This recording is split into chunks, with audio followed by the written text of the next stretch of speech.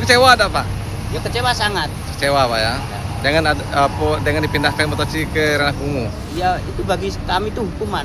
Hukuman Pak ya. Ya. Berapa lagi mau pergi? 1 tahun 3 bulan. Jadi 1 tahun 3 bulan. Perjalanan dari Margoyoso sampai lokasi itu berapa jam Bang? Ini lagi sakit apa ya Kak? Jadi logika berpikirnya gimana coba? Terus terang, kalau dari rumah saya subuh sampai situ jam 11, nanti balik lagi pulang ke rumah sampai jam berapa? Iya. Apakah saya tinggalkan anak istri, keluarga, demi 150? Iya. Lebih 150.000 Iya, per bulan kan? Iya. Kawan-kawan tahu semua. Iya. Kalau 5 juta enak, 10 juta enak. Para Kepsek dipindah Kabid Dikdas Tabur ke lokasi. Para Kepsek tidak punya kemanusiaan bagi Kepsek yang baru dilantik. Juga dia mengatakan kondisi kesehatan kurang baik. Tempat yang Lebih jauh. sekian jauh dari rumah tinggal saya. Ini Bapak, ini mau berapa lama lagi pensiun Pak? 1 tahun 3 bulan, tepatnya September 2027 saya sudah harus purna tugas. Karena saya kelahiran September. Harusnya ada kaji ulang menurut pribadi saya. Karena keputusan yang baik itu ada kebijakan. Pancasila saja ada kemanusiaan yang adil dan beradab. Di mana kemanusiaannya? Di mana keadilannya? Yang tinggal 1 tahun 3 bulan dibuat seperti itu. Mungkin kalau Bapak saudara-saudara jadi anggota keluarga saya mungkin Marah juga ya. juga taruh menyampaikan. Kecuali Vertigo mungkin saya ikut kawan tulang supportnya. Karena saya punya vertigo cepat saya pulang. Takut saya pingsan di situ malah jadi kita yang terjadi. Bang, ini terkait Manusia tentu ada rasa kecewa. Karena seharusnya keputusan itu menyimbangkan beberapa aspek. Di samping aspek kesehatan, profesionalitas, dan juga lokasi. Memang kewenangan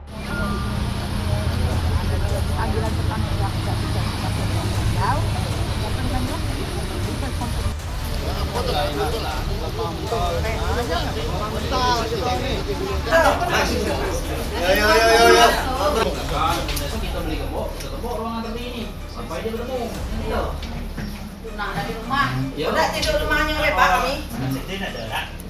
pokoknya kami ingin temu tempat ini menghadirkan segini susah. Kami ingin temu tempat ini. Kalau nanyo itu Pak bukan kapasitas saya jawab karena saya ini apalah bawa anak buah Pak Tabri. Tapi ilahnya kalau aku tanya lah dengan kepala dinas lah baik. Ya dah. Ya, kalau saya ada butuh surat teknis lah kalau saya. Konfirmasi ya, Bang. Aduh, kalau nak nyuruh menghadirkan Pak Tabri, Pak saya dah. Tadi kayaknya mereka komisi. Oh, berarti sebelum begini lah. Sudah. Kan itu tidak datang. Telepon ibu minta katanya ponaannya pengantin.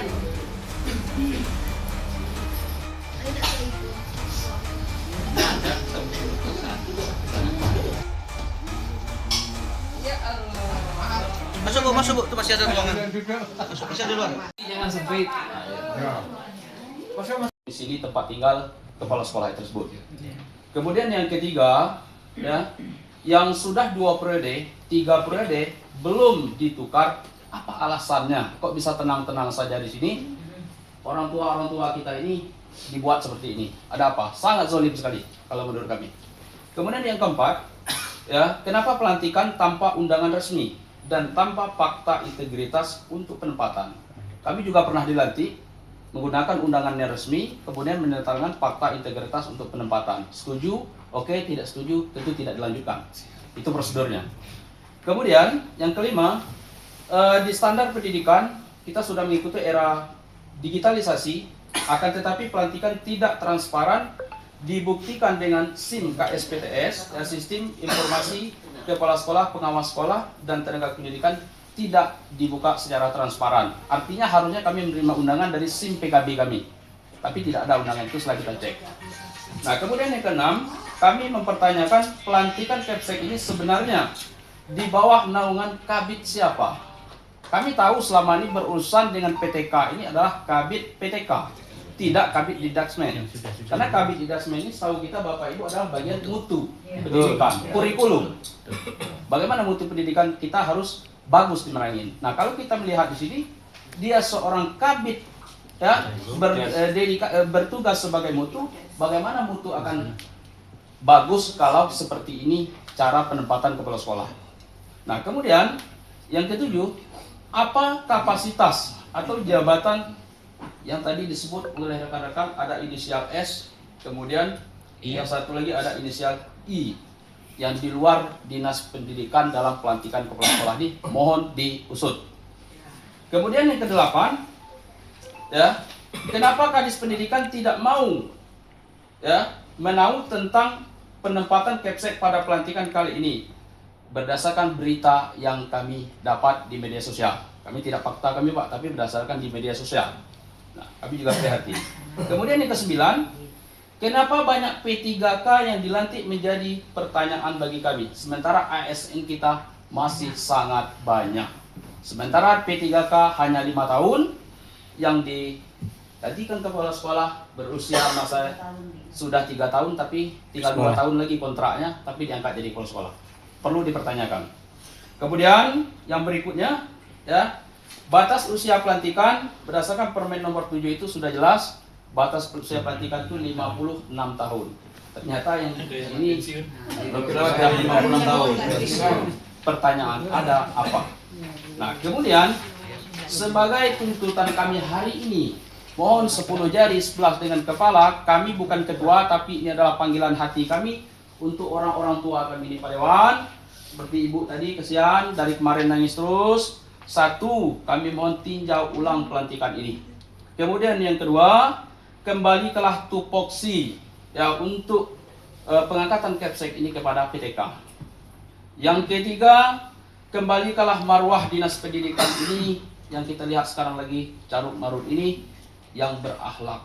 Kemudian yang keempat, berikan solusi yang terbaik untuk yang orang tua kita ini memasuki masa pensiun. Janganlah dia dibuang jauh-jauh Pak, kasihan.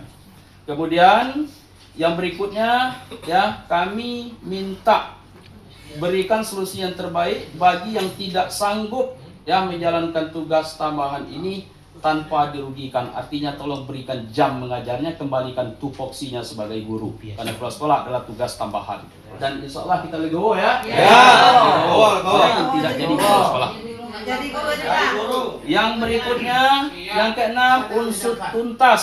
Ya, bantu unsur tuntas dugaan praktek jual beli jabatan Kepsek, dan kami akan terus ya, alhamdulillah sudah sampai kepada hari ini ke DPR ya melalui APH kita. Kemudian yang terakhir ya, kami mohon untuk marwah Dinas Pendidikan, berhentikan Kabid Dinas Pendidikan tersebut. Setuju? Coba, terima kasih.